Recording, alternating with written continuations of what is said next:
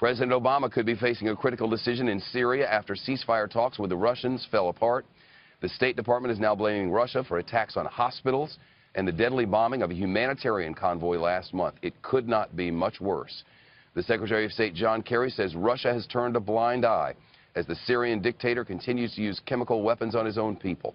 The Wall Street Journal, our corporate cousin, reports that U.S. officials are now considering other options that could include giving new weapons to Syrian rebels to help fend off attacks from both Russia and Syria. Think of this.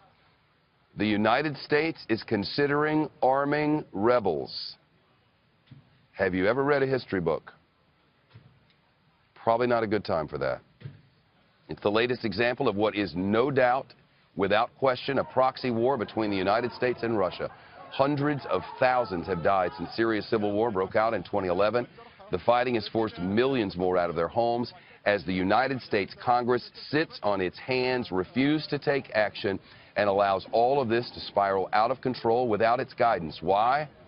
Election year, that's why. Your Congress is derelict in its duty, and history will not reflect well on these people who sit on that hill for us. Disgusting. It's helped ISIS terrorists carve out their own territory in that region. Carol Lee is the White House correspondent for the Wall Street Journal and joins us live now. Carol, to suggest that Congress should get involved is an old yarn. Where is this going now? What does your reporting suggest?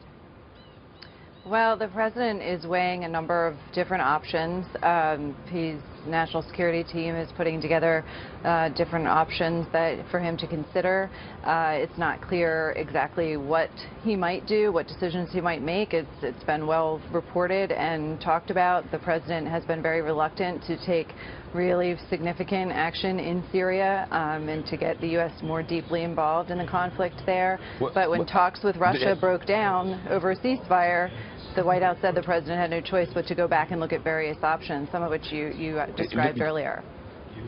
Do we know specifically what's on the president's plate here, and has he gotten any consultation from members of Congress?